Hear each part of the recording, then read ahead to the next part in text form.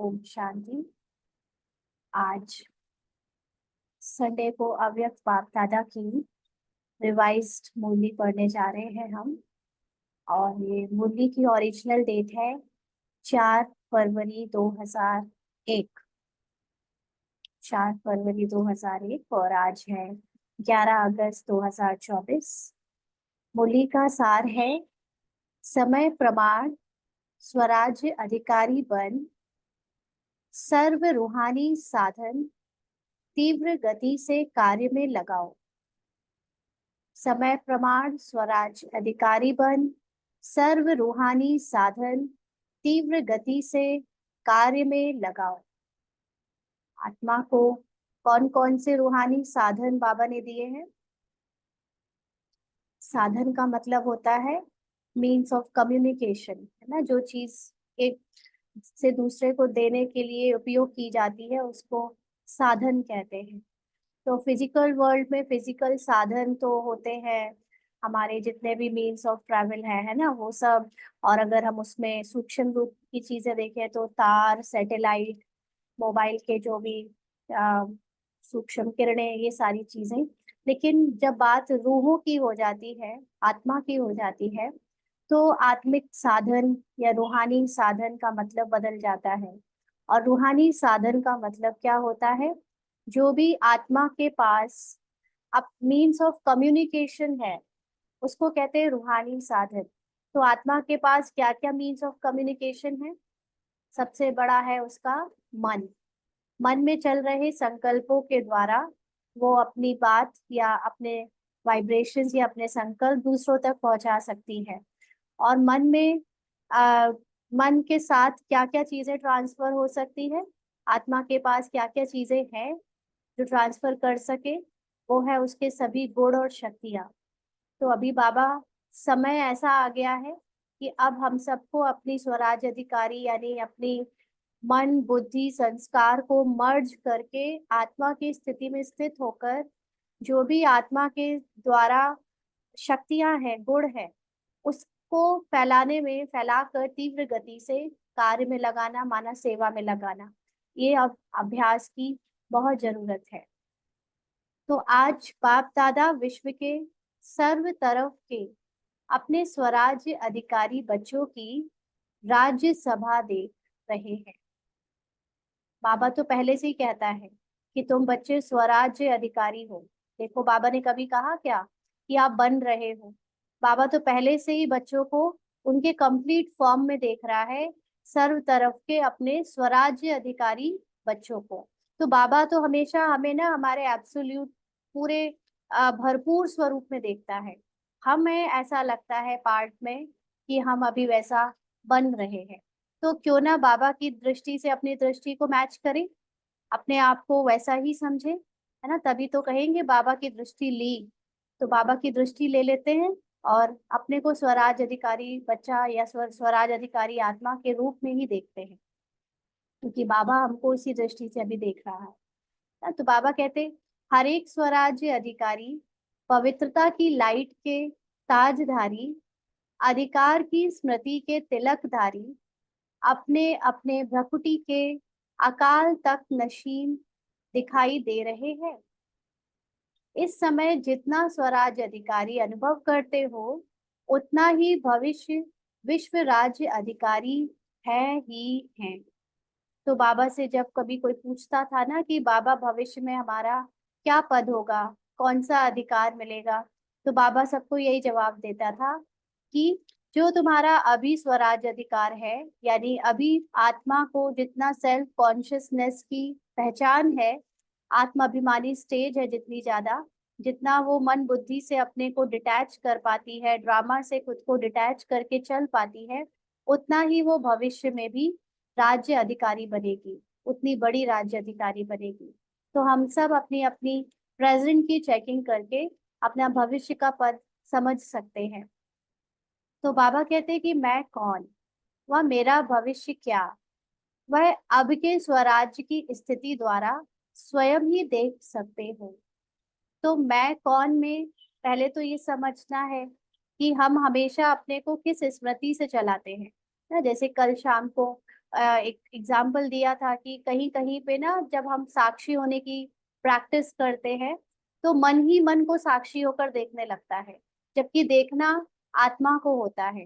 तो कई बार ये हम इस गलतफहमी में फंस जाते हैं कि मैं जो अपने को आत्मा समझ रही हूँ वो एक्चुअली मैं आत्मा ही समझ रही है। कई बार ना मन भी धोखा देता है, मन आपको ऐसे फील कराता है कि ये तो आत्मा सोच रही है। लेकिन मैं कौन इसकी स्थिति से पता चल जाएगा जब हम अपने संकल्पों को चेक करेंगे, है ना। जब हमारी संकल्प श्रेष्ठ होंगे, आत्मा के सत्य के होंगे, तो माना आत्मा का चिंतन, आत्मा की सत्यता की तरफ हम चल रहे हैं। नहीं तो अगर थोड़े से भी संकल्पों में क्वालिटी कमजोर है तो वो मन आपको धोखा दे रहा है, मन बुद्धि धोखा दे रही है। तो पहले तो आत्मा से जब बाबा बात करता है तो हम सच में आत्मा बन के सुन रहे हैं या अभी भी पार्ट में डूबे हुए ब्राह्मण या थोड़ा सा अज्ञानी साइड भक्त बनकर सुन रहे हैं, है ना। तो मैं कौन व मेरा भविष्य क्या, ये अभी से ही हम जब अपने आप को चेक करें कि अभी मैं अपने को आत्मा समझकर सुनती हूँ, कितना मुझे अपना जो पूरा कल्प है वो एक साफ साफ दिखता है, कल्प के पार्ट अपने दिखते हैं, या वो मैं पार्ट में अभी डूबी हुई हूँ और फिर ऐसे सुन रही हूँ और भविष्य के बारे में अभी थोड़ा सा डाउटफुल हूँ, क्लियर नहीं है मुझे कि क्या बनना है। तो ये स्थिति से अभी आप स्वयं ही देख सकते हैं। बाप दादा हर एक बच्चे के सदा स्वराज्य की स्थिति को देख रहे थे, निरंतर हर कर्म करते हुए, लौकिक अलौकिक कार्य करते हुए स्वराज्य अधिकारी का नशा कितना समय और किस परसेंटेज में रहता है। तो सोल कॉन्शियस स्थिति आत्मा की लौकिक या अलौकिक काम करते हुए कितनी रहती है। सोल कॉन्शियस स्थिति का मतलब है कि मन बुद्धि संस्कार और ड्रामा से उपराम होकर वो साक्षी होकर अपने को पार्ट बजाता हुआ कितना समय और कितना परसेंटेज में देख पाती है। क्योंकि कई बच्चे अपने स्वराज्य की स्मृति को संकल्प रूप में याद करते हैं। मैं आत्मा अधिकारी हूँ। एक है संकल्प में सोचना, ना संकल्प मतलब ज्ञान हो गया है कि बाबा ने हमको ये स्वमान दिया है कि मैं आत्मा अधिकारी हूँ, तो इसको हम ज्ञान से सोचते तो है अपने बारे में, लेकिन अभी उसको आ, इतना प्रैक्टिस में नहीं ला पाए हैं, उसको अपना सत्य अनुभव करने में अभी थोड़ा देरी है, डिस्टेंस है। तो बाबा कहते हैं बार बार स्मृति को रिफ्रेश करना, मैं हूँ। दूसरा है अधिकार के स्वरूप में स्वयं को अनुभव करना, और इन कर्मेंद्रिया रूपी कर्मचारी मन बुद्धि संस्कार रूपी सहयोगी साथियों पर राज्य करना, अधिकार से चलाना। तो दो लेवल ऑफ पुरुषार्थ है। एक लेवल जब हम सिर्फ स्वमान के रूप में उसको बुद्धि में बार बार याद करते हैं, रिफ्रेश करते हैं और कोशिश करते हैं कि हम उसको यूज कर सके, लेकिन उसमें उतना मन बुद्धि संस्कार पर राज्य नहीं हो पाता। मन बुद्धि संस्कार पर राज्य करने का मतलब है कि जब भी मन बुद्धि संस्कार हमको आत्मा के सत्य से अलग दिखे तो आत्मा उसके प्रभाव में ना आए, बल्कि वो समझ जाए कि ये पुरानी दुनिया का चल रहा है और मैं इससे उपराम हूँ। तो जब वो आत्मा अपने सत्य में टिक जाएगी तो अपने आप ऑटोमेटिकली मन बुद्धि संस्कार जो पुराना 63 जन्म का प्रभाव दिखा रही है वो धीरे धीरे करके मर्ज होने लगेगा और ऑटोमेटिकली आत्मा उस पर राज्य प्राप्त कर लेगी, क्योंकि अब आत्मा अपने राजाई को, अपनी मालिक पने को भूलती नहीं है ना। अगर आत्मा मन बुद्धि संस्कार वश हो जाए, माना वो अपने मालिक पने को भूल जाए, तो मन बुद्धि संस्कार उसको धोखा देते ही रहेंगे। लेकिन जब वो अपने उस स्थिति में टिकती है कि ये सत्य नहीं है, ये सत्य है ना। जैसे आपको अगर संसार का ड्रामा में जो भी सीन दिख रहा है उसमें कोई चीज गिराने वाली है, भावनाओं के रूप में, चाहे अनुभवों के रूप में, चाहे संकल्पों के रूप में, वो अगर आपको अपना सत्य लगने लगा, आप उसमें मर्ज हो गए और उसको अपने आप में उतार लिया कि यही मेरा सही, मतलब मैं ऐसा फील कर रही हूँ, मैं ऐसी हूँ, तो मतलब आप धोखा खा गए और इसका मतलब कि आत्मा अभी गुलाम बन गई। लेकिन जब उसको वो सब दिखते हुए भी, ऐसा नहीं पार्ट में आएगा नहीं, पार्ट में आते हुए भी वो उससे उपराम रहकर देख पा रही है कि अभी मेरे मन में बहुत हलचल है, मेरी बुद्धि अभी सही निर्णय नहीं ले पा रही है, ऐसा भी अगर देख पा रही है, संस्कार भी अभी पुराने इमर्ज हो रहे हैं, लेकिन आत्मा जानती है कि मैं आत्मा अपने निराकारी स्थिति में एकाग्र, एक रस और सदा अचल अडोल हूँ, और मेरे अंदर भरपूर निर्णय करने की शक्ति है। वो इस सत्य को सत्य मानती है और कुछ भी माया के संकल्पों को स्वीकार नहीं करती, तो ऑटोमेटिकली धीरे धीरे आत्मा मन बुद्धि संस्कार की मालिक बन जाती है। तो हम इस सेकंड लेवल ऑफ पुरुषार्थ में हैं, अधिकार से चलाने वाले, या अभी जस्ट स्वमान के रूप में अभ्यास करते हैं, प्रैक्टिस करते हैं, बट अभी उतना वो चीजें हमें अपने अंदर अनुभव नहीं होती। तो कौन से वाले में बाबा पूछ रहे हैं आपको? जैसे आप सभी बच्चे अनुभवी हो कि हर समय बाप दादा श्रीमत पर चला रहा है और आप सभी श्रीमत प्रमाण चल रहे हो, चलाने वाला चला रहा है, चलने वाले चल रहे हो। ऐसे हे स्वराज्य अधिकारी आत्मा, क्या आपके स्वराज्य में आपकी सर्व कर्मेंद्रियां अर्थात कर्मचारी, आपके मन बुद्धि संस्कार सहयोगी साथी सभी आपके ऑर्डर में चल रहे हैं? पूछ रहे हैं बाबा। एक दो कर्मेंद्रियां थोड़ा नाज नखरा तो नहीं दिखाती? आपका राज्य लॉ और ऑर्डर के बजाय लव और लॉ में यथार्थ रीति से चल रहा है? क्या समझते हैं? चल रहे हैं या थोड़ी आनाकानी करते हैं? है ना, ये कैसे पता चलेगा?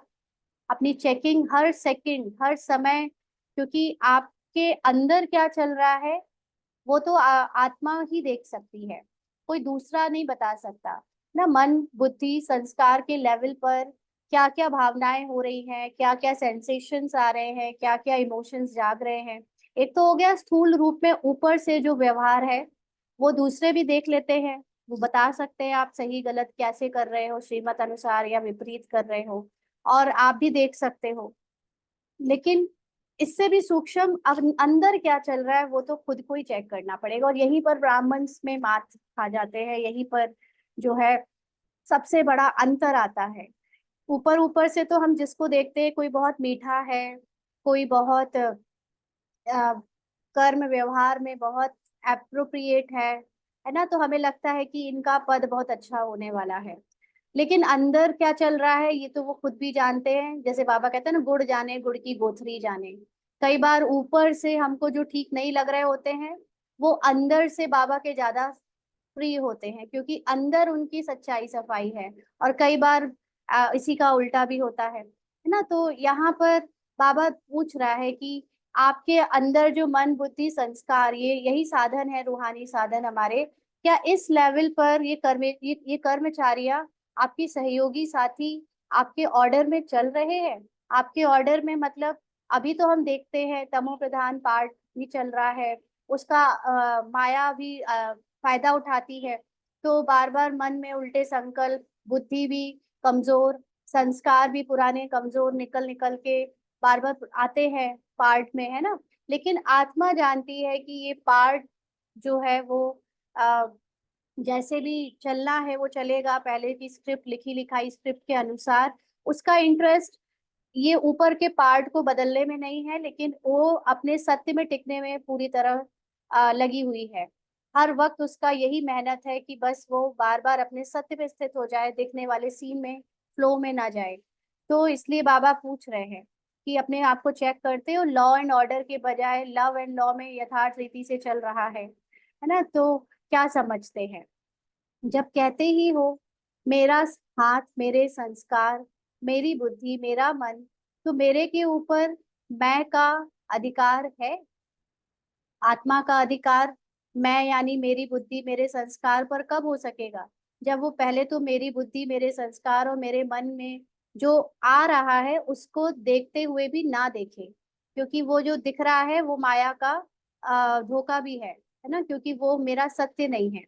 तो जब वो धीरे धीरे इसकी अभ्यासी बन जाती है नेचुरली, तो वो ऑटोमेटिकली उसके ऊपर अधिकार जमा सकती है, और बार बार सत्य में टिकने से मन बुद्धि संस्कार उसके अलाइन होने लगते हैं आत्मा के अकॉर्डिंग, आत्मा के सत्य से। और फिर वो भी रिफाइन हो जाते हैं, पुराना सब छूट जाता है और नया जो आत्मा का सत्य है वो ही मन बुद्धि संस्कार में रिफ्लेक्ट होने लगता है। तो बाबा पूछ रहे हैं कि कभी मेरा अधिकार बन जाता, कभी मैं अधिकारी बन जाती, ऐसा है क्या? समय प्रमाण, हे स्वराज्य अधिकारी, अभी सदा और सहज अकाल तक नशीन बनो, तभी अन्य आत्माओं को बाप द्वारा जीवन मुक्ति और मुक्ति का अधिकार तीव्र गति से दिला सकेंगे। तो देखा जाए तो जीवन मुक्ति तो वैसे बाबा ने अपने सारे बच्चों को दे ही दी है, ये प्रॉमिस करके कि आने वाले 21 जन्म तक आपको मैं सतयुग स्वर्ग में रखूंगा। लेकिन अभी तो जीवन मुक्ति अनुभव नहीं हो रही है जो बाबा के बच्चे बन गए हैं उनको। और मुक्ति का मतलब जो आत्माएं दुख में हैं वो भी पूरी तरह से हमसे ब्राह्मण के पास आकर ज्ञान लेकर जाए चाहे ना जाए, बट वाइब्रेशनल लेवल पे भी दुख से मुक्त नहीं हुई है ना, क्योंकि वो ज्ञान तो नहीं लेंगी। जो ज्ञान लेंगी वो तो जीवन मुक्ति वाली हो गई। वो तो सिर्फ वाइब्रेशन से हमारे कुछ भी थोड़े बहुत अंजलि से ही मुक्ति को प्राप्त करेंगी, माना दुख से छूटेंगी। तो अभी ये दोनों ही स्टेज देखने में एज इट इज आ तो नहीं रही है। इसका कारण क्या? कि अभी सहज अकाल तक नशीन नहीं बने ना। सहज अकाल तक नशीन का मतलब क्या होता है? आत्मा जब अकाल होती है, अकाल का मतलब अपने टाइमलेस में स्थित होती है। अभी हम बॉडी कॉन्शियस शरीर के भान में रहते हैं, शरीर के जो टाइम की गिनती है उसमें बंधे हुए हैं, फंसे हुए हैं, अपने को ये लिमिटेड दुनिया का समझते हैं, है ना, इसीलिए यहाँ समय से बंधे हुए हैं। आत्मा का जो सत्य है, आत्मा जिस संसार से बिलोंग करती है वो अकाल है। वहां पर कोई टाइम की लिमिटेशन नहीं है। वहां कुछ संभावा कहता है ना, मेरी दुनिया में टाइम की कोई लिमिटेशन नहीं है। वहां सारे बच्चे मुझसे एक साथ मिल सकते हैं और चाहे जितनी समय के लिए मिल सकते हैं। यहाँ मैं आता हूँ बाप मिलन बाबा मिलन में तो मुझे समय देखना पड़ता है। और तुम सब अपने ये भौतिक शरीर में हो तो उसके कारण सब मेरे पास नहीं बैठ सकते हो। लेकिन मेरे पास वतन में आओ तो मैं तुमको सबको, चाहे जितनी देर बैठो मेरे पास, चाहे सब बैठो चाहे कोई एक एक बैठो, मैं सबको चाहे बहलाता रहूंगा। तो आत्मा उस सोल कॉन्शियस स्टेज में परम धाम की स्थिति में कितना रहती है ना। जब जब आत्मा उस स्थिति में रहेगी तभी वो अपनी स्वराज अधिकारी स्टेज को अनुभव करेगी। और तभी उसके द्वारा जो ब्राह्मण निकल के आ रहे हैं ज्ञान में, उनको भी वही जीवन मुक्ति का अनुभव होगा। जिसने खुद ही जीवन मुक्ति का अनुभव नहीं किया, जिसने खुद ही सोल कॉन्शियस स्टेज को निरंतर अभ्यास में नहीं लाया, वो दूसरों को ज्ञान सुनाकर ब्राह्मण बी के लाइफ फिजिकल लाइफ में तो उतार सकता है। लेकिन जो अंदर से सूक्ष्म रूप में जीवन मुक्ति का अनुभव होना चाहिए वो वही कर सकते हैं जिसने खुद अनुभव किया है। और दूसरा, मुक्ति माना दूसरों में, संसार में भी जो इतने दुखी लोग दिख रहे हैं, है ना, पार्ट में जो दुख का पार्ट बजा रहे हैं और बढ़ते जा रहे हैं ऐसे ऐसी आत्माओं का पार्ट, तो उनको भी हल्का कौन करेगा जब खुद हल्के होंगे। और हल्का फरिश्ता स्थिति किसकी होगी? जो सदा सोल कॉन्शियस स्टेज में रहेगा। तो बाबा इसीलिए पूछ रहे हैं कि इतना बने हो, ऐसा बने हो। समय की पुकार अब तीव्र गति और बेहद की है, माना अब बेहद में टिकने का समय आ गया है ना। यहाँ पर सेवाओं में हम लोग बेहद समझते हैं कि आउट ऑफ बाउंड्री चले गए, आउट ऑफ बॉर्डर चले गए, देश विदेश की सेवा कर रहे हैं, ये बेहद है। बट अगर हम वो सेवा भी फिजिकल रूप में कर रहे हैं, कि फिजिकल रूप में भाषण देने वाली, फिजिकल रूप में सबको खिलाना खिलाना पिलाना, है ना, वो स्टेज में हजारों लोगों को बैठाना, वो फिजिकल सेवा भी अभी हद में ही आएगी। बेहद की सेवा तब मानी जाएगी जब उन आत्माओं को अपनी वाइब्रेशन से हम एनलाइटन करें या उठाएं, या उनको भी ड्रामा से छुट्टी कराएं, मतलब उपराम कराएं, उनको भी हल्का बनाएं, है ना। वो है बेहद की सेवा। तो समय की पुकार अब तीव्र गति और बेहद की है। जैसे दादियों के सामने ना, जानकी दादी या कोई भी, मैं तो नहीं गई लेकिन जो लोग उनके सामने गए हैं तो वो बताते हैं कि हम बिल्कुल बॉडीलेस हो जाते थे। तो उनके सामने हो जाते थे, बाकियों के सामने नहीं हो पाते। क्यों नहीं हो पाते? अच्छे अच्छों के सामने भी नहीं हो पाते, जो बहुत फेमस है ना, यज्ञ में सीनियर है, उनके सामने भी नहीं हो पाते। लेकिन दादियों के सामने, गुलजार दादी या जानकी दादी, ऐसे इनके सामने कैसे हो जाते थे? क्योंकि वो बुद्धि से सदा बेहद की स्टेज में स्थित रहती थी, है ना। इसीलिए उनके आज भी जो उनका रूम है, आज भी जो जहाँ पे वो रहते थे, उस कमरे में जाते ही ऐसा लगता है जैसे धरती पर पैर है ही नहीं। इतना हवा में एरोप्लेन में जैसे बैठे हो और आप वेटलेसनेस का महसूस सा करते हो। तो ये उन्हीं के द्वारा हो सकता है जिनकी बुद्धि सदा बेहद की स्टेज में यानी आत्मिक स्थिति में स्थित हो। तो बाबा कहते छोटी सी रिहर्सल देखी, सुनी, एक ही साथ बेहद का नक्शा देखा ना। चिल्लाना भी बेहद, मरना भी बेहद, मरने वालों के साथ साथ जीने वाले भी अपने जीवन में परेशानी से मर रहे हैं। आई थिंक ये 2001 में कुछ बड़ा कांड हुआ था, कोई बड़ी इमरजेंसी हुई थी या कोई प्राकृतिक आपदा आई थी, शायद सुनामी आई हो, आई एम नॉट श्योर। लेकिन उस समय बाबा उनको ही रेफरेंस ऐसी आत्माओं का जो शरीर छोड़ना हुआ होगा बेहद में, क्योंकि ऑल ओवर द वर्ल्ड हुआ था ये। तो उसको रेफरेंस देकर बोल रहे हैं कि कि जिस तरह इतने सारे लोग मरने वाले, उनके साथ जो जिंदा रह भी गए वो भी कितना सफर कर रहे हैं, चीख रहे हैं, चिल्ला रहे हैं। अच्छा, गुजरात में भूकंप आया था, ओके, राइट। तो उसको देखते हुए बाबा कह रहा है कि जो बच भी गए, अकेले अकेले बचे, फैमिली के सब लोग चले गए, तो उनके लिए भी तो कितना परेशानी हो गई। तो ऐसे समय पर आप स्वराज्य अधिकारी आत्माओं का क्या कार्य है। हाँ, बाबा ने हमको ये आर्मी बनाया है ना। फिजिकल आर्मी तो तुरंत काम पे लग जाती है, आर्मी मिलिट्री वाले, उनकी ट्रूप्स आ जाती है, सेना उतर उतर के सबका फिजिकल जो भी हेल्प कर सकती है वो करने लग जाती है। हम रूहानी आर्मी क्या करते हैं घर में बैठे बैठे। हाँ, हम क्या अपना काम करते हैं, या उसके लिए भी बाबा को अलग से सिखाना पड़ेगा। तो बाबा कहते चेक करो, जैसे स्थूल साधनों के लिए बताते हैं, भूकंप आवे तो यह करना, तूफान आवे तो यह करना, आग लगे तो यह करना, वैसे आप श्रेष्ठ आत्माओं के पास जो साधन है, सर्व शक्तियां, योग का बल, स्नेह का चुंबक, यह सब साधन समय के लिए तैयार हैं, क्योंकि बहुत जरूरत पड़ेगी हमारे इस स्थिति की, हमारी संपूर्णता की। सेवा कौन कर सकेगा, जो अपने में उस संपूर्णता को अनुभव करेगा। और अनुभव कौन करेगा, जो ज्ञान से इस बात पर निश्चय बुद्धि होगा कि ये मैं हूं ही ऐसा। अगर इसमें लगे रहे ना कि बनना है, कर रहा हूँ बाबा, कोशिश तो बहुत कर रहा हूँ, तो नहीं बन पाएंगे। अभी वो वाला पुरुषार्थ छोड़ दे, अभी अपनी संपूर्णता को अपने अंदर रखे, याद रखे, और फिर जो असंपूर्णता है उसको हटाते जाए, है ना। अभी एरर्स हटाते जाए और अपनी एग्जैक्ट सॉल्यूशन को याद रखे, ये कि मेरा सत्य जो है मैं उसमें स्थित हूँ, बाकी जो सत्य नहीं है उसको मैं बुद्धि से, मन से हटाती जा रही हूँ। तब जाकर हम अपनी उस संपूर्णता को बहुत फास्ट मतलब अनुभव कर पाएंगे। तो ये क्या, ये सर्व शक्तियाँ, योग बल, योग का बल मतलब होता है आत्मिक स्थिति में स्थित होने के बाद आपसे जो वाइब्रेशंस निकलती है उसका बल, स्नेह का चुंबक, क्योंकि ऑटोमेटिकली आत्मा जब अपनी संपूर्णता में स्थित है तो उससे स्नेह, सर्व शक्तियाँ सब ऑटोमेटिकली निकल रही हैं बाहर, है ना। तो ये साधन सब तैयार है। बाबा पूछ रहे हैं, सर्व शक्तियाँ है, किसी को शांति की शक्ति चाहिए, लेकिन आप और कोई शक्ति दे दो तो वह संतुष्ट होगी।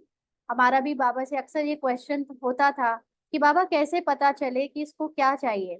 किसी से बात करो तब तो फिर भी पता चल जाता है कि उसकी प्रॉब्लम फला फला है, तो उसको ऐसा कुछ सॉल्यूशन आप टच करा देते हो तो बता देते हैं। लेकिन जिससे बात ही नहीं करनी है और जो दूर दूर आत्माएं हैं उनको साकार शाप देने को कहते हो, तो कैसे पता चले उन्हें कौन सी शक्ति चाहिए, क्या चाहिए। तो कैसे ये सेवा का मतलब फिर कैसे समझ आए कि क्या करना है। तो इसका आंसर यही है कि हमें ये नहीं सोचना कि उनको कौन सी शक्ति चाहिए, हमें तो अपने संपूर्णता में स्थित हो जाना है, हमें अपने सत्य में स्थित हो जाना है।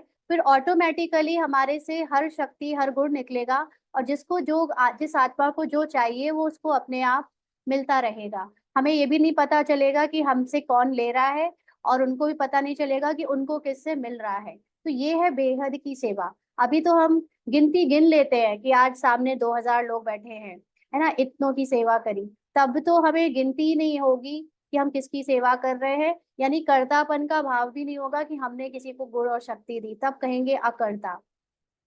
तो ऐसे बाबा कहते कि ऐसे आप शक्ति दे पाते हो जिससे वो संतुष्ट हो? क्योंकि हम सोचते हैं कि हम सोच कर दे, और सोच कर देने से जरूरी नहीं कि उसको सही शक्ति मिले। तो बाबा कहते हैं जैसे किसी को पानी चाहिए और आप उसको 36 प्रकार के भोजन दे दो, तो क्या वह संतुष्ट होगा? तो एवर रेडी बनना। एवर रेडी माना अपने हर गुण शक्ति के साथ सदा तैयार रहना, सिर्फ अपने अशरीरी बनने के लिए नहीं, वह तो बनना ही है। लेकिन जो साधन स्वराज्य अधिकार से प्राप्त हुए हैं, परमात्मा वर्षे से मिले हैं, वह सब अधिकार एवर रेडी है।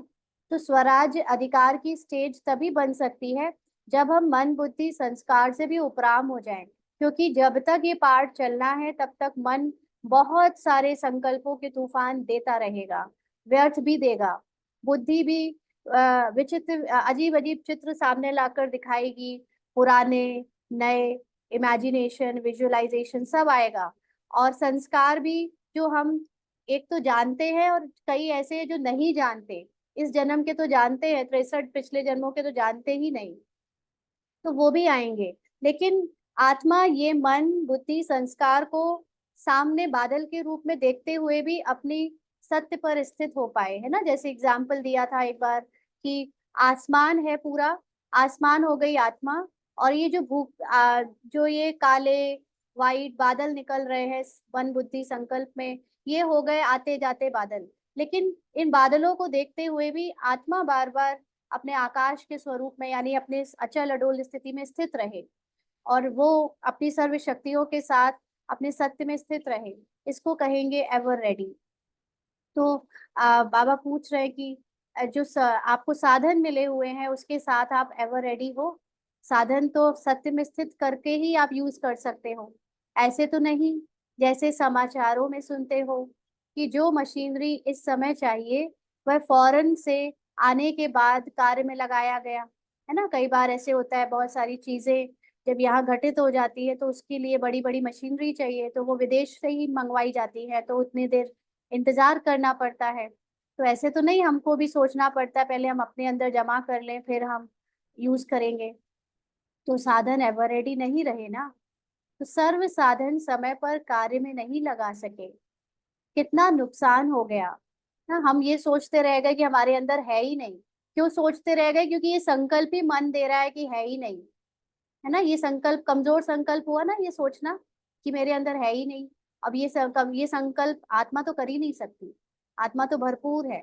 ये असत्य संकल्प तो मन का है। तो मन ने आपको दिखा दिया, देखो मेरे पास तो है ही नहीं, शांति मेरे पास तो है ही नहीं, प्रेम मेरे पास तो है ही नहीं। क्योंकि संस्कारों में अभी तो यही दिख रहा है कि मेरे पास प्रेम नहीं है, मैं तो अभी लड़ जाती हूँ किसी से, मुझे तो इससे नफरत होती है। लेकिन आत्मा अपने सत्य को जानती है कि मैं प्रेम से भरपूर हूँ, मैं मास्टर प्रेम का सागर हूँ। पार्ट में हिसाब किताब वश या संस्कार वश जो दिख रहा है ये मेरा सत्य नहीं है। तो मैं ये सब को नीचे रखकर, नीचे छोड़कर इससे भी ऊपर उठ जाऊंगी। भले ये दिखता रहेगा लेकिन मैं इससे भी ऊपर उठकर अपने सत्य में टिक जाऊंगी। तब कहेंगे कि सर्व साधन यूज के लिए अवेलेबल है, एवर रेडी है। तो बाबा कहते हैं तो साधन एवर रेडी नहीं हुए, अगर आपको ऐसा लगा कि थोड़ी देर बाद यूज करना है या कहीं से आ जाए तो यूज करें। तो सर्व साधन समय पर कार्य में नहीं लगा सके, कितना नुकसान हो गया। तो हे विश्व कल्याणकारी, विश्व परिवर्तक आत्माएं, सर्व साधन एवर रेडी है? पूछ रहे हैं बाबा। सर्व शक्तियां आपके ऑर्डर में है, ऑर्डर किया अर्थात संकल्प किया। निर्णय शक्ति, तो सेकंड से भी कम समय में निर्णय शक्ति हाजिर हो जाए। कहे स्वराज्य अधिकारी हाजिर। ऐसे कब होगा? आपको ये नहीं कहना पड़ेगा, एक्चुअली में ऐसा कोई डायलॉग नहीं मारना पड़ेगा, लेकिन आपको अंदर से ये बात का निश्चय हो कि है मेरे अंदर निर्णय शक्ति। ये नहीं सोचो कि मैं निर्णय लेने में कमजोर रही हूँ, पार्ट में रही हूँ ना, पार्ट को मत देखो, पार्ट में था। आत्मा तो सदा निर्णय शक्ति से भरपूर है। कभी बाबा ने कहा ना कि 8 शक्तियां नहीं है तुम्हारे अंदर, ऐसे तो नहीं कहा। वो है ही आपके अंदर, तो वो काम करेगी। और आपने सोचा कि नहीं है, रखा हुआ है चाकू मोजे पर, लेकिन कहाँ है, नहीं है, तो वो आप निकाल के कभी यूज करोगे ही नहीं। तो इसलिए बाबा कहते हमेशा जो भी शक्ति चाहिए आप उसको हाजिर करने के लिए कहो, और वो कहे जी हाजिर, जी हजूर, है ना। ऐसे ऑर्डर में है, या 1 मिनट अपने में लाने में लगेगा, फिर दूसरों को दे सकेंगे। ना कि पहले रुको, मैं बाबा से परम धाम में टिक जाऊं, फिर बाबा से लूं और फिर दूं। अभी ऐसा वाला स्टेज समझेंगे तो ऐसे करना तो ऐसे ही है, लेकिन पहले पहले वाली क्लासिकल अप्रोच में क्या करते थे, बाबा को अपने से दूर समझकर उनसे ले रहे हैं और फिर दे रहे हैं, तो बहुत ताकत लगती थी। अभी तो बाबा के साथ जस्ट कंबाइंड हो जाओ, घुस जाओ बाबा के अंदर, और जो शक्ति बाबा की है वो मेरी है, और बस देना शुरू कर दो। इट्स वेरी इजी, है ना। बहुत कम एनर्जी से आप बड़ी बड़ी सेवाएं कर सकते हो। तो बाबा कहते हैं अगर समय पर किसी को जो चाहिए वह नहीं दे सके तो क्या होगा। तो सभी बच्चों के दिल में यह संकल्प तो चल ही रहा है, आगे क्या होना है और क्या करना है। तो बाबा कहते होना तो बहुत कुछ है, सुनाया ना, यह तो रिहर्सल है। यह 6 मास के तैयारी की घंटी बजी है, घंटा नहीं बजा है। पहले घंटा बजेगा, फिर नगाड़ा बजेगा। डरेंगे? तो बच्चों से पूछा बाबा ने, थोड़ा थोड़ा डरेंगे? शक्ति स्वरूप आत्माओं का क्या स्वरूप दिखाया है? शक्तियों का। तो शक्ति स्वरूप का मतलब क्या होता है? शक्ति क्या है? शक्ति एनर्जी। एनर्जी कौन है? आत्मा। और खुद को बॉडी समझेंगे, है ना, फिजिकल मटेरियलिस्टिक पार्ट समझेंगे, तब तो जरूर डर लगेगा। खुद को आत्मा समझेंगे तो डर नहीं लगेगा, है ना, क्योंकि एनर्जी का कुछ नहीं बिगाड़ सकता कोई, ये फिजिकल वर्ल्ड। तो शक्ति स्वरूप में पांडव भी आ गए, तो शक्तियां भी आ गई, माना पार्ट में निभाने वाले स्त्रियां भी आ गई, पार्ट में जो पुरुष है भाई हैं वो भी आ गए। उन सबको मिलाकर बाबा ने शक्ति कहा, क्योंकि शक्ति मीन्स एनर्जी, आत्मा, सभी आत्मा है, पार्ट में स्त्री पुरुष का भान ना रहे। तो बाबा कहते सदा शक्तियों को, कोई को 4 भुजा, कोई को 6 भुजा, कोई को 8 भुजा, और कोई को 16 भुजा। साधारण नहीं दिखाते हैं ना, जो देवियां दिखाते हैं शक्तियों वाली, उनमें अलग अलग दिखाते हैं भुजाएं। तो यह भुजाएं सर्व शक्तियों का सूचक है, इसीलिए सर्व शक्तिवान द्वारा प्राप्त अपनी शक्तियों को इमर्ज करो। देखो बाबा कह रहे हैं सर्वशक्तिवान द्वारा प्राप्त, माना प्राप्त हो चुकी है, ऑलरेडी आप में है। डीएनए भगवान ने, बाप ने, पिता ने पैदा कर दिया है तुमको।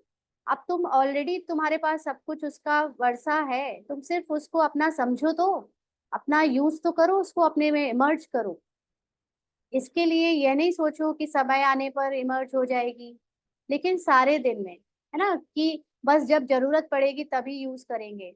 कई लोग ऐसा करते हैं ना, शॉपिंग करके खरीद के लाते हैं बहुत कुछ और सब अलमारी में ठूस देते हैं, कि वो जब कोई खास इंसिडेंट होगा, ओकेजन होगा, तब उसको पहनेंगे, सालों रखा रहता है ना। तो ऐसे नहीं, उसको यूज करना है आपको रोज रोज के जीवन में, हर घटना, हर सीन में, हर परिस्थिति में।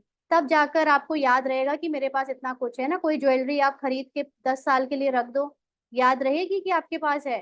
फिर कभी लॉकर खोलोगे तब याद आएगा, अरे मैंने ये खरीदी थी 10 साल पहले।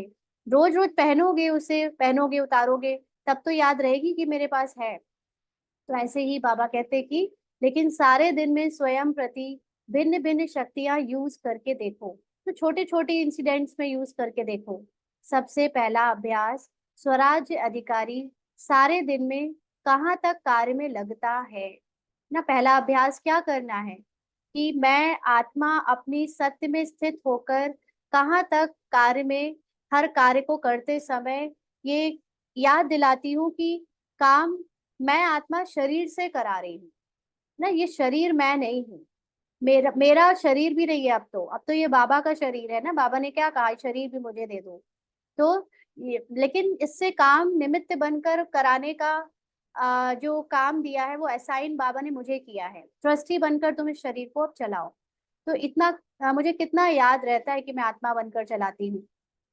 तो सबसे पहला अभ्यास, स्वराज अधिकारी सारे दिन में कहाँ तक कार्य में लगता है। मैं तो हूं ही आत्मा, मालिक यह नहीं। मालिक होके ऑर्डर करो और चेक करो कि हर कर्मेंद्रिया मुझ राजा के लव और लॉ में चलते हैं, पूछ रहे हैं बाबा। ऑर्डर करे मन मनाभव और मन जाए नेगेटिव और वेस्ट थॉट्स में, क्या यह लव और लॉ रहा? इसका मतलब क्या हुआ? अब देखो, मन मनाभव ऑर्डर है कि अपने मन को मेरे मन से मैच करो, अपने मन को मेरे में लगाओ। लेकिन अगर ये पार्ट में चल रहा मन नेगेटिव और वेस्ट थॉट में उलझा हुआ है। तो आत्मा ने अगर सोच लिया कि मैं यही मन हूँ और बार बार उसका स्वरूप बनकर उसमें डूबी हुई है, तो क्या मन मनाभव हो सकेंगे, लव और लॉ में स्थित हो सकेंगे? नहीं।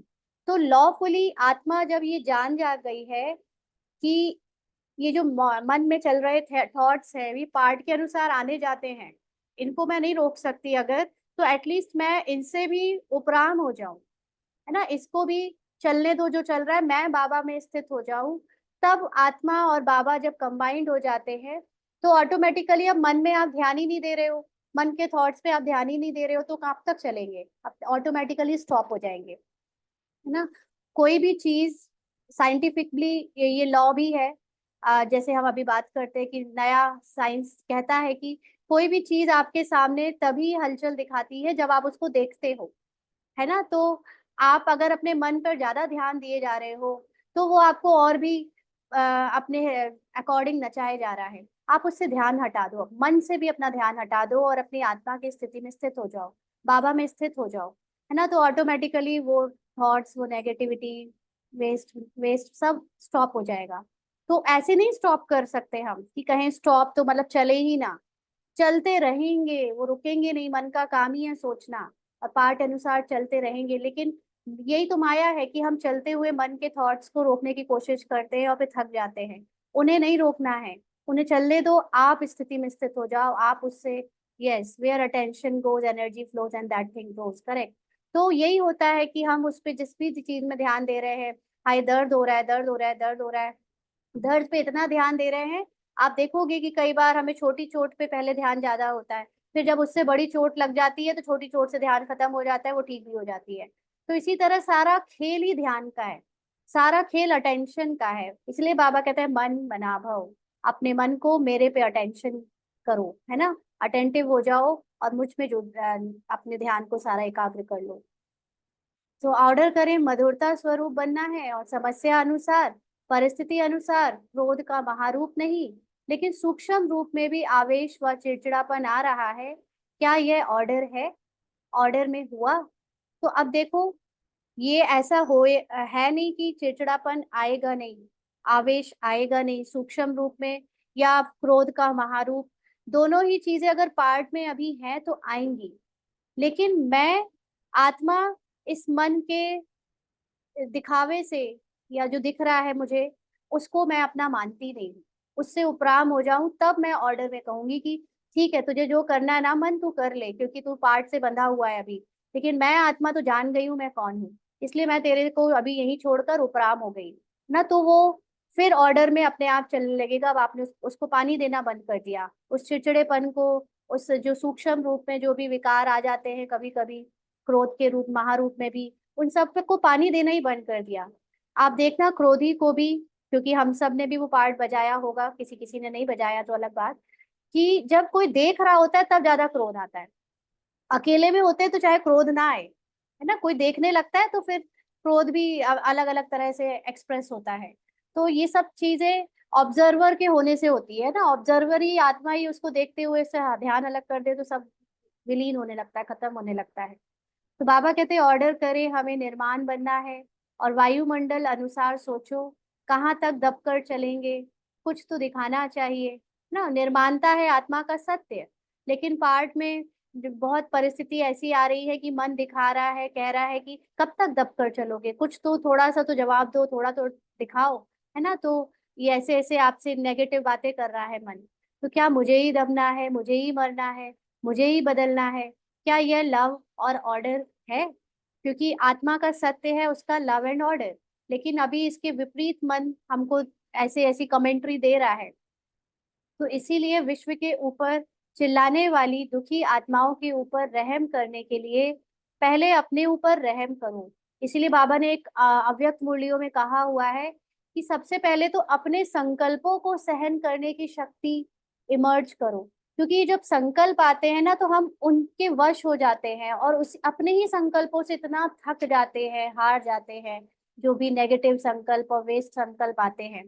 तो वो संकल्प आते हुए भी अगर जब मैं उससे उपराम हो सकती हूँ, तभी मैं, इसी को कहेंगे अपने ऊपर रहम करना, है ना। तो अपना अधिकार संभालो। आगे चल आपके चारों ओर साकाश देने का, वाइब्रेशन देने का, मनसा द्वारा वायुमंडल बनाने का बहुत कार्य करना है। पहले भी सुनाया कि अभी तक जो जो जहां तक सेवा के निमित्त हैं, बहुत अच्छी की है और करेंगे भी। लेकिन अभी समय प्रमाण, तीव्र गति और बेहद सेवा की आवश्यकता है। अब आत्मिक लेवल पे सेवा की आवश्यकता है ना। फिजिकल लेवल पे तो जो चल रहा है वो चल ही चलेगा, जिनका पार्ट है वो बजाएंगे, लेकिन बेहद सेवा का पार्ट अब अपना इमर्ज करने की जरूरत है। तो अभी पहले हर दिन को चेक करो, स्वराज्य अधिकारी कहाँ तक रहा। आत्मा मालिक होके कर्मेंद्रियों को चलाए, स्मृति स्वरूप रहे कि मैं मालिक इन साथियों से, सहयोगियों से कार्य करा रहा हूँ। स्वरूप में नशा रहे तो स्वतः ही यह सब कर्मेंद्रियां आपके आगे जी हाजिर जी हजूर स्वतः ही करेंगी। तो स्वरूप में नशा रहे, ये लाइन बहुत इंपॉर्टेंट है। स्वरूप में नशा रहे मतलब आत्मा का स्वरूप जब उसको आ, स्मृति में रहता है तो उसका नशा ही अलग होता है। और उस नशे के कारण जो, जैसे घर में मालिक बहुत सालों से लौटा नहीं, या अपने आप को भूल गया, या सो रहा था, जाग नहीं रहा था, तो उसके नौकर चलाने लगे घर, है ना। अब मालिक जागा तो है लेकिन अभी भी उसमें इतनी पावर नहीं है कि वो नौकरों को याद दिला सके कि तुम नौकर हो, तुम्हें मेरी बात माननी है ना। तो अभी भी नौकर थोड़ा अपने मन की कर लेते हैं। लेकिन जब वो आत्मा एकदम जाग जाती है कि मैं ही मालिक हूँ, तुम एक सेकंड भी मेरे मर्जी के बिना हिल नहीं सकते, चल नहीं सकते, तब ऑटोमेटिकली सारे नौकर डर के मागे मारे जी हजूर जी हाजिर करने लगेंगे ना। तो ऐसे ही आत्मा जब जाग जाती है, अपने सत्य में स्थित हो जाती है, तो उसके अंदर वो नशा रहता है। तो ऑटोमेटिकली मन और बुद्धि, संस्कार, ये सब जो पुराना दिखा रहे थे वो धीरे धीरे छोड़कर आपके सत्य में स्थित होने होकर मर्ज हो जाएंगे। तो मेहनत नहीं करनी पड़ेगी, फिर अलग से द्वैत की लड़ाई नहीं चलेगी कि ये करे कि वो करे। आज व्यर्थ संकल्प को मिटाओ, आज संस्कार को मिटाओ, आज निर्णय शक्ति को प्रकट करो ना। ये एक एक पे ध्यान देना बड़ा धीरा पुरुषार्थ था। अभी बस अटेंशन एक की तरफ, अपने सत्य की तरफ, बाबा पे। तो अभी ये एक एक चीज को प्रकट करो, एक धक्क से सब कर्मेंद्रियां और मन बुद्धि संस्कार जो आप चाहते हैं वह करेंगी। कब? जब आत्मा अपने स्वराज अधिकारी या नशे पे टिक जाएगी। तो अभी कहते हैं ना बाबा, चाहते तो यह है लेकिन अभी इतना नहीं हुआ है। फिर कहेंगे जो चाहते वह हो गया सहज ना। अटेंशन रखने से होने लगता है बहुत इजीली। तो समझा क्या करना है? अपने अधिकार की सिद्धियों को कार्य में लगाओ। ऑर्डर करो संस्कार को। संस्कार आपको क्यों ऑर्डर करता? संस्कार नहीं मिटता। क्यों? बंधा हुआ है संस्कार आपके ऑर्डर में। मालिकपन में तो आओ ना, पहले आप मालिकपन में तो खुद बैठो। तो औरों के सेवा की बहुत बहुत बहुत बहुत आवश्यकता है। यह तो कुछ भी नहीं है, बहुत नाजुक समय आना ही है। ऐसे समय पर आप उड़ती कला द्वारा फरिश्ता बन चारों ओर चक्कर लगाते, जिसको शांति चाहिए, जिसको खुशी चाहिए, जिसको संतुष्टता चाहिए, फरिश्ते रूप में साकाश देने का चक्कर लगाएंगे और वह अनुभव करेंगे। इस लाइन को समझने की जरूरत है। ऐसे समय पर आप उड़ती कला, इसको मैं बहुत समझने की कोशिश करती थी बाबा से कि बाबा क्या होगा, मतलब हम, चलो हम तो एक जगह बैठे हैं, हमारा क्या फरिश्ता शरीर यहाँ से निकलेगा, पंख लगाकर उड़ के जाएगा और फिर वो उन लोगों को जो चाहिए वो देगा, ऐसा कुछ तो समझ नहीं आता था। लेकिन अभी क्लियर हुआ कि उड़ती कला माना जितना जितना हम सोल कॉन्शियस स्टेज पे स्थित होते जाते हैं, तो हमारी जो निश्चिंतता है, हमारी जो समर्पणता है बाबा के प्रति, वो हमारी फरिश्ता स्थिति माना हमारी हल्कापन ऑटोमेटिकली वो ऐसा वायुमंडल क्रिएट कर देती है चारों तरफ, जिससे उसके ऑरा में जितने लोग आते हैं, जितनी आत्माएं आती है पार्ट बजाते हुए, उनको जो चाहिए उनको मिलता जाता है। शांति चाहिए, खुशी चाहिए, संतुष्टता चाहिए, वो उनको मिलता जाएगा। तो सोल कॉन्शियसनेस की स्टेट में किसी की अगर मान लीजिए 5 घंटे की बनी है तो उसका ऑरा इतना है, किसी की 10 घंटे की बनी है तो उसका ऑरा और दूर तक फैलेगा। तो जिसकी जितनी ज्यादा स्थिति सोल कॉन्शियसनेस की बनी है, उसके डायमीटर में उतने दूर तक की आत्माएं बढ़ती जाएंगी उसके द्वारा बनाए हुए वायुमंडल को अनुभव करने के लिए। तो ये आपकी स्टेज होगी।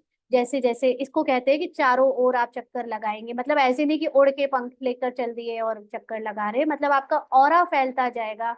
और फिर उसमें जितने लोग आ रहे होंगे वो अनुभव करेंगे कि उनको कहीं ना कहीं संतुष्टता जो भी चाहिए वो मिलता जा रहा है। तो जैसे अभी अनुभव करते हैं ना, पानी मिल गया, बहुत प्यास मिटी, खाना मिल गया, टेंट मिल गया, सहारा मिल गया, ये फिजिकल चीजें भी उनको हमारे सहयोग से, हमारी वाइब्रेशन से मिलेंगी, क्योंकि हमारी वाइब्रेशन दूसरी आत्माओं को आ, प्रेरणा देगी कि मुझे इनकी मदद करनी है। और फिर वो लोग फिजिकल चीजें भी उनके लिए अवेलेबल कराने के लिए आ, उत्सुक हो जाएंगे, क्योंकि हमारी वाइब्रेशन सिर्फ दुखी लोगों को चेंज नहीं करेंगी, बल्कि जो लोग सहयोग कर सकते हैं, है ना, जो लोग फिजिकली इतने पावरफुल हैं, सक्षम हैं, उनको भी उनके सत्य की तरफ ले जाएंगी और अनुभव कराएंगी कि मुझे भी सबकी मदद करनी है, मुझे भी फिजिकली जो कर सकते हैं वो करना है। ऐसे आजकल देखा जाता है ना, कोई भी बात होती है तो सोशल मीडिया में एक लहर आ जाती है मदद करने वालों की, कि हमको भी कुछ करना है। लोग बार कोरोना टाइम पे अपने घर से खाना बना बना के गरीबों को देने जा रहे थे। तो ये प्रेरणा उनको कहाँ से आ रही है? ये नेचर को बचाने की प्रेरणा कहाँ से आ रही है? ये एकदम से सबकी मदद करना, सबको प्यार फैलाना, किसी को जिसकी भी प्रेरणा आ रही है कहाँ से आ रही है? ये हमारे, हम सत्य में स्थित होने से उनको भी बदलाव करने की प्रेरणा आती है ना। तो ये हमारी ऑरा है, हमारा फरिश्तापन स्थिति के कारण है। तो बाबा कहते ऐसे अंतवाहक अर्थात अंतिम स्थिति हमारी कंप्लीट सोल कॉन्शियस स्थिति, पावरफुल स्थिति आपका अंतिम वाहन बनेगा। इसके लिए कोई उठ के जाने की जरूरत नहीं, बुद्धि में कोई इमेजिनेशन भी नहीं करना पड़ेगा। ऑटोमेटिकली सोल कॉन्शियस स्टेज से आपको ऐसे विजन्स आएंगे कि कहाँ कुछ हो रहा है, टाइम में क्या होने वाला है। वो आप जब बियॉन्ड टाइम पहुंच जाओगे, बियॉन्ड आप फिजिकल सब्सटेंस पहुंच जाओगे, तो आपको पूरा ड्रामा साक्षी होकर दिखेगा। प्रेजेंट भी दिखेगा, प्रेजेंट तो दिखता ही है, लेकिन जो दूर है, जो अभी इन आंखों से नहीं दिखता, वो भी दिखेगा। पास्ट और फ्यूचर भी दिखेगा। पास्ट तो अभी दिख जाता है, लेकिन पिछले जन्म का नहीं दिखता, है ना। तो ऐसे अंतवाहक से शरीर से सेवा होगी, वो आपका अंतिम वाहन बनेगा। तो और चारों ओर चक्कर लगाते सबको शक्तियां देंगे, साधन देंगे। अपना रूप सामने आता है, इमर्ज करो। अपना रूप मतलब फिजिकल रूप नहीं, सोल रूप, है ना, वो इमर्ज करो। कितने फरिश्ते चक्कर लगा रहे हैं, सकाश दे रहे हैं, तब कहेंगे जो आप, क्योंकि बाबा के बच्चे इस समय चारों ओर फैल चुके हैं, है ना। और हर एक बच्चा सोल कॉन्शियस स्टेज पर स्थित होता जाए अपने अपने सामर्थ्य अनुसार, तो उनका ऑरा चारों तरफ जो फैलेगा, तो कितना साकाश फैलेगा चारों तरफ, है ना। तो बाबा कह रहे हैं साकाश दे रहे हैं, तब कहेंगे जो आप एक गीत बजाते हो ना, शक्तियां आ गई, शक्तियों द्वारा ही सर्वशक्तिवान स्वतः ही सिद्ध हो जाएगा। सुना? तो जो अब तक किया, जो चला, वह समय प्रमाण अच्छे से अच्छा हुआ ना। क्लासिकल तरह से पुरुषार्थ किया, वो सब अच्छा था ड्रामा अनुसार। अब आगे और अच्छे से अच्छा होना ही है। अच्छा, घबराए तो नहीं? समाचार सुन के देख के घबराए? यह तो कुछ नहीं है, आपके पास सब कुछ है और यह कुछ भी नहीं है। लेकिन फिर भी आपके भाई बहने हैं ना, जो पार्ट में भी है, वो हमारे भाई बहन है, तो सब आत्मा ही। इसीलिए उन्हों की सेवा करना भी अच्छा है। सेवा का मतलब ये नहीं है कि उनका पार्ट बदल दे, भूकंप ही ना आए, लेकिन वो जो उस भूकंप में और उस दुख को फील कर रहे हैं, जिसमें वो डूबे हुए हैं पार्ट में, और उनको लग रहा है कि उनकी फैमिली खत्म हो गई, या उनके हाथ पैर टूट गए, या वो फिजिकली बहुत और इमोशनली बहुत एक्सर्टेड है, तो वो सूक्ष्म रूप में उनको ये वाइब्रेशंस भेजना कि आप सिर्फ एक्टिंग कर रहे हो, ये आपका सत्य नहीं है ना। सूक्ष्म रूप में ये तब पहुंचेगा उन तक जब हमें पता होगा कि हम भी सिर्फ एक्टिंग कर रहे हैं। अगर हम खुद को ही एक्टर, एक्टिंग में डूबा हुआ, सारे इमोशंस को फील करता है, सारी फीलिंग्स में आता है, वो भी बार बार अपने इसी देह की दुनिया में ड्रामा में फंसा हुआ है, तो वो दूसरों को क्या निकालेगा?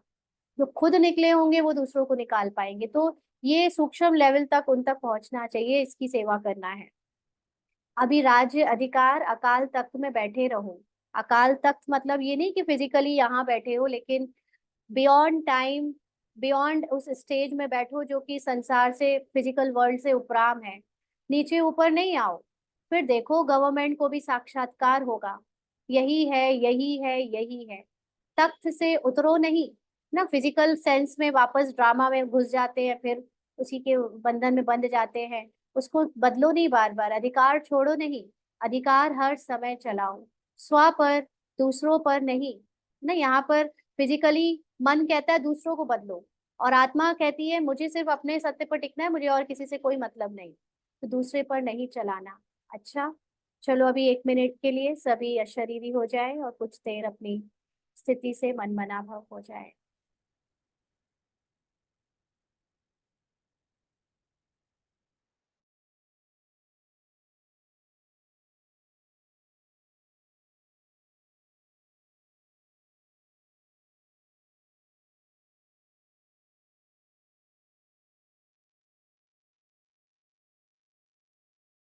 आगे बाबा कहते, नए नए बच्चे भी बहुत आए हैं, वृद्धि तो होनी ही है।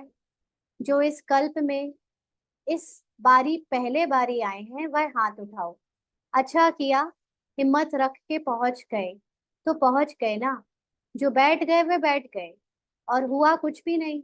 हिम्मत बहुत आवश्यक है ना। कोरोना काल के समय में भी कईयों ने अपने रिजर्वेशन कैंसिल किए थे, कई नहीं जाते थे डर के मारे, है ना। तो हम लोग को जाना था, तो उस समय लॉकडाउन की कई जगह बातें हो रही थी, तब भी हम लोग तो ट्रेन में बैठ गए तो बैठ गए ना। तो हिम्मत बहुत आवश्यक है। कोई भी कार्य में हिम्मत है तो समझो सफलता है। हिम्मत कम सफलता कम, इसलिए हिम्मत और निर्भय, भय में नहीं आना। अंडरलाइन, जो भय की बातें आती है ना, ये मन कर रहा होता है। आत्मा का सत्य है उसकी हिम्मत, आत्मा का सत्य है उसकी निर्भयता। इसलिए उस सत्य में टिकना सदा, जब भी चूज करना पड़े भय और निर्भयता के बीच में, तो निर्भयता को चूज करना। भय में नहीं आना, यह क्या हो रहा है, मर रहा है कोई तो वह मर रहा है ना, ये डर के देख कर इसकी आदत डाल लो।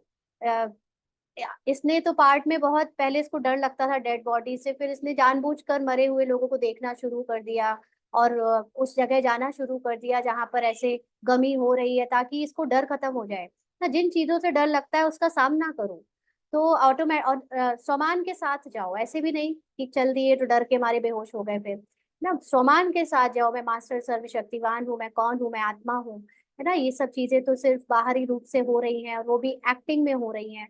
हर चीज को देखो उस नजरिए से। तो मर रहा है कोई तो वह मर रहा है, भय आपको आ रहा है, निर्भय, ठीक है।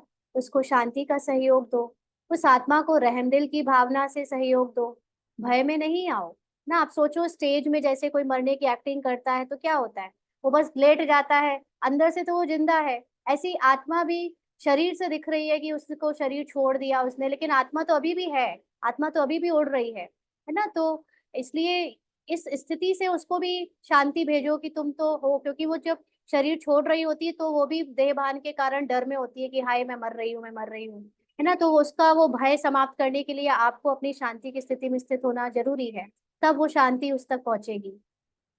भय सबसे बड़े से बड़ा भूत है, अंडरलाइन, और बिल्कुल सही बात है ना। भय और भूत निकल सकते हैं, भय का भूत बहुत मुश्किल निकलता है।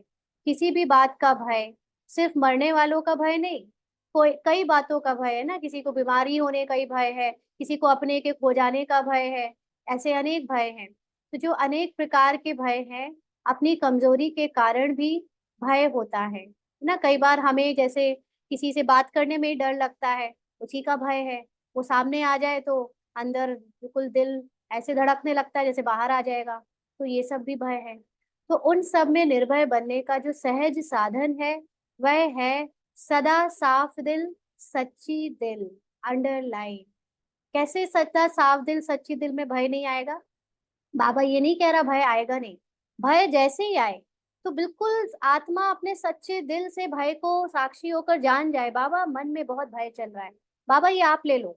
बाबा को बताते जाओ कि क्या क्या आ रहा है कचरा अंदर, और वो सच्ची दिल से बाबा को देते जाओ देते जाओ, भय समाप्त हो जाएगा। इसको अभ्यास में करना, अगर छुपा लिया, उसको पहचाना नहीं, बाबा को दिया नहीं, तो फिर वो भय समाप्त नहीं होगा ना। तो बाबा कहते सदा साफ दिल सच्ची दिल, तो भय कभी नहीं आएगा। जरूर कोई दिल में बात समाई हुई होती है जिससे भय होता है ना, कोई भी बात को पहचान कर सौंप दो बाबा को। साफ दिल सच्ची दिल तो साहिब राजी और सर्व भी राजी।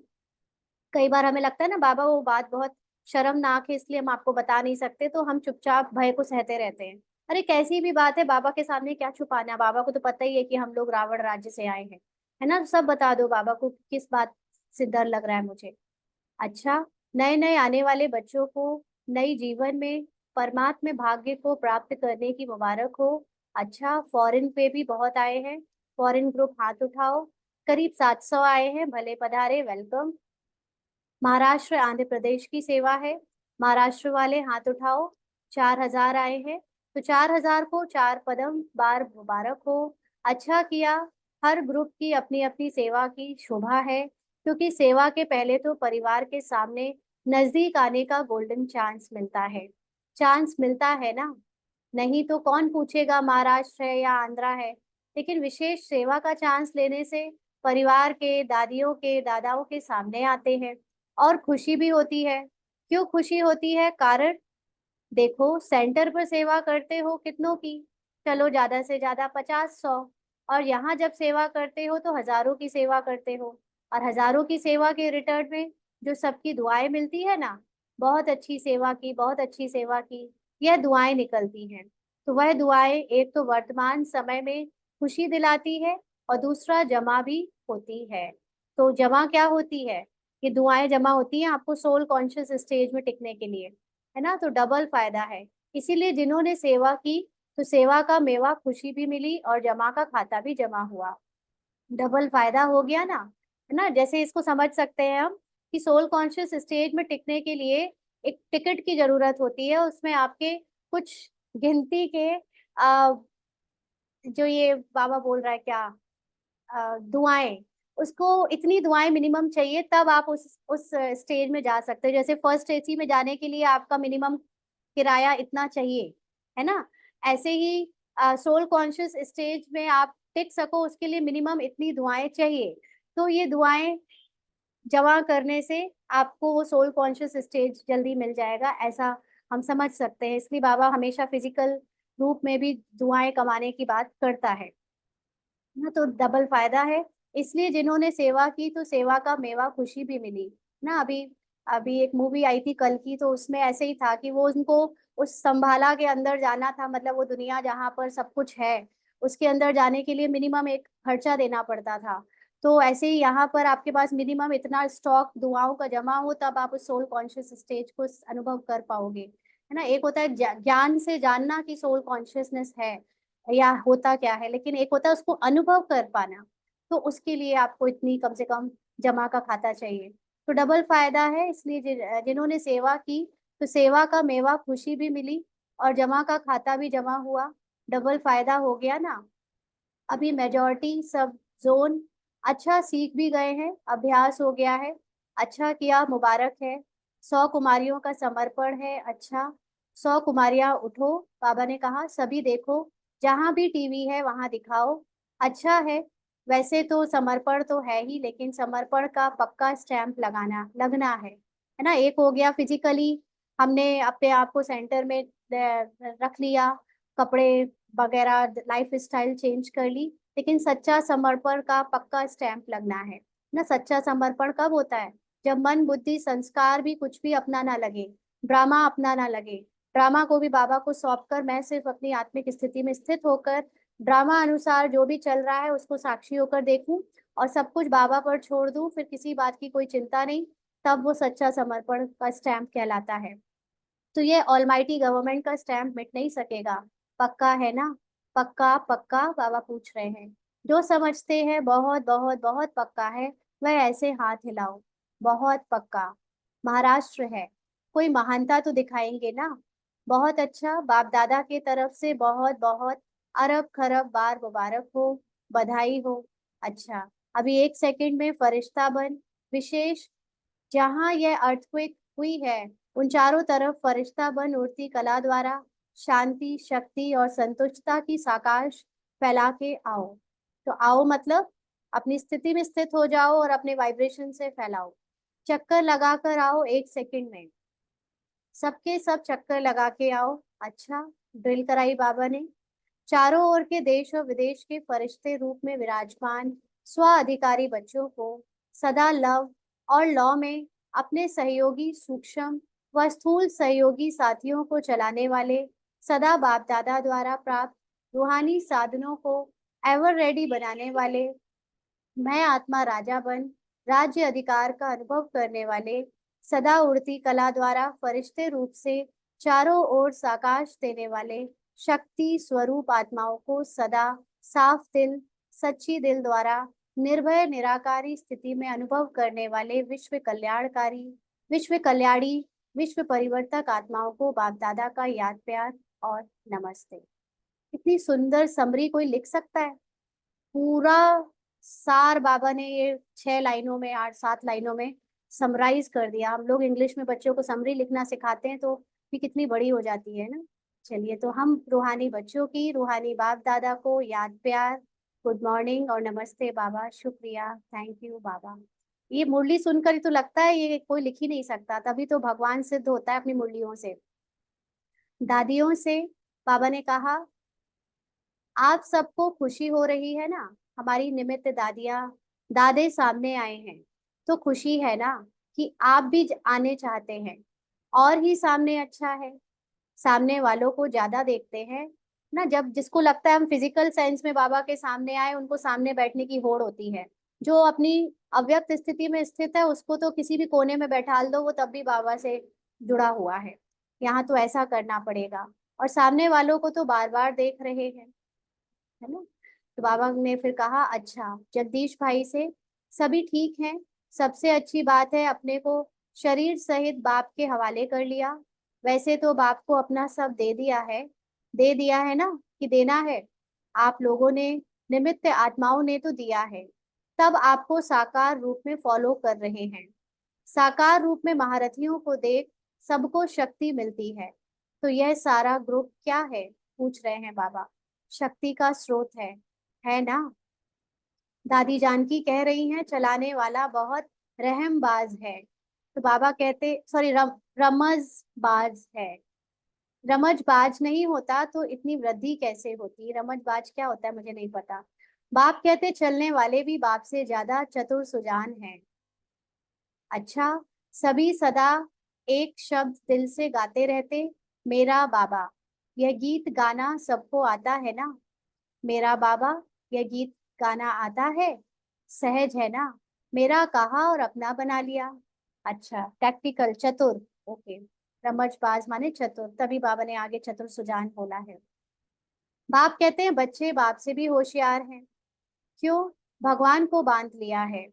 दादी जानकी से बाबा ने कहा बांधा है ना, तो बांधने वाले शक्तिशाली हुए या बंधने वाले? कौन शक्तिशाली हुआ? बांधने वाला। देखिए भगवान का भी एग्जिस्टेंस कब है?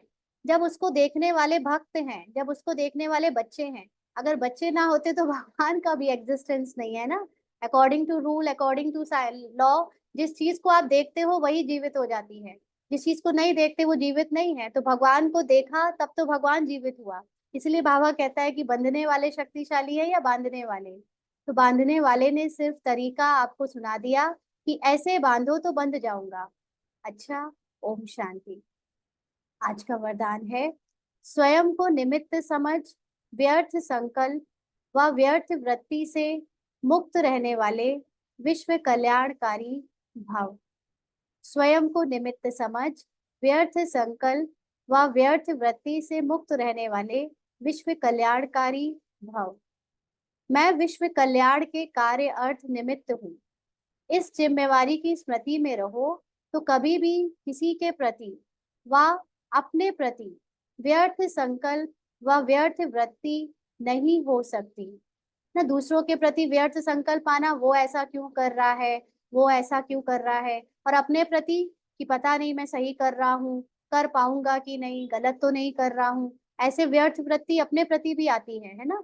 तो जिम्मेवार आत्माएं एक भी अकल्याणकारी संकल्प नहीं कर सकते।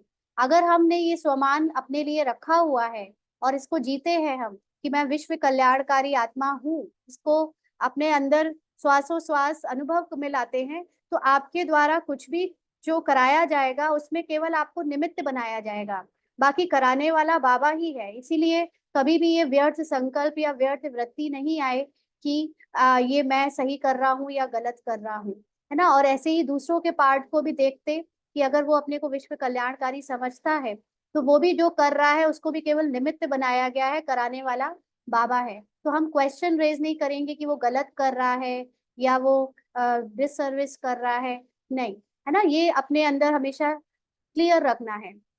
तो एक सेकंड भी व्यर्थ वृत्ति नहीं बना सकते, क्योंकि उनकी वृत्ति से वायुमंडल का परिवर्तन होना है। जब विश्व कल्याणकारी का टाइटल हम जी रहे हैं तो हमारे से ही तो सबका परिवर्तन होना है, इसलिए कुछ भी व्यर्थ फिर आ नहीं सकता। इसलिए सर्व के प्रति उनकी शुभ भावना, शुभकामना स्वतः रहती है। स्लोगन है, अज्ञान की शक्ति क्रोध है और ज्ञान की शक्ति शांति है। तो जब भी पार्ट में क्रोध दिखे तो समझ जाना कि ये मन है जो इस समय अज्ञानता का पार्ट प्ले कर रहा है, और तुरंत ज्ञान जो इमर्ज होता है वो है आत्मा का, और उससे हमें अपने सत्य में टिक जाने से शांति ऑटोमेटिकली अनुभव होने लगेगी। तो हमेशा ये दो चीजों को अटेंशन से रखना, क्रोध को साक्षी होकर अज्ञानता का पार्ट देखना, लेकिन स्थित रहना अपने ज्ञान की शक्ति शांति में। अच्छा, ओम शांति। आज के अव्यक्त इशारे हैं, जब मर्जीवा बने, नया जन्म नए संस्कारों को धारण किया, तो पुराने संस्कार रूपी वस्त्रों से प्रीत क्यों? जो चीज बाप को प्रिय नहीं वह बच्चों को क्यों? इसीलिए प्रीत बुद्धि बन, अंदर की कमजोरी, कमी, निर्बलता और कोमलता के पुराने खाते को सदा काल के लिए समाप्त कर विजयी बनो। रत्न जड़ित चोले को छोड़ रत्न जड़ जड़ी भूत चोले से प्रीत नहीं रखो। अर्थात जब मर्जीवा बने, जब हमने मान लिया कि हमारा 84वां जन्म जो पार्ट का था ड्रामा में, उसको अब हम मार चुके हैं। अब हमारा ये ब्राह्मण जीवन जो नया संस्कार, नया जन्म किससे हुआ है? ज्ञान से हुआ है। तो अब पार्ट में आ रहा पुराना संस्कार, पुराने मन में संकल्प, ये वस्त्र जो पुराने जितने भी ड्रामा में बचा हुआ है खत्म होने के लिए, उससे हमारी अटैचमेंट क्यों? उसको हम अपना क्यों समझ लेते हैं, है ना। तो बाबा कहते हैं जब बाबा ही उसको कहता है कि वो तुम नहीं हो, तुम्हारा पुराना कुछ भी तुम नहीं हो, अब तुम निकलो, मैं तुम्हें जो अव्यक्त स्थिति बना रहा हूँ उसको याद करो, तो हमें भी उससे अपनी कोई प्रीत नहीं रखनी है, अटैचमेंट नहीं रखनी है। और जो पुराने संस्कार हैं, है ना, जिसमें निर्बलता के संकल्प आते हैं, कमी कमजोरी दिखती है अपनी भी और दूसरों की भी, और जिसमें कोमलता मतलब फीलिंग्स आ जाना बार बार, है ना, बार बार इमोशन से हावी हैवी हो जाना, और अंदर से कोमल संस्कार फील करना, तो ये सब कुछ समाप्त कर विजयी बनो, माना उससे अपनी अटैचमेंट खत्म कर दो। और रत्न जड़ित चोला अर्थात अपने आत्मिक स्वरूप को देखो, क्योंकि आत्मा स्वरूप रतन की तरह चमकता हुआ फ्लॉलेस डायमंड है, और ये शरीर जो है ये जर्जरी भूत चोला है ना, इसका पार्ट को मत देखो ना, तो इसको रखो भी नहीं अपने साथ कि ये मैं हूँ, इसको भूलते जाओ। अच्छा, ओम शांति।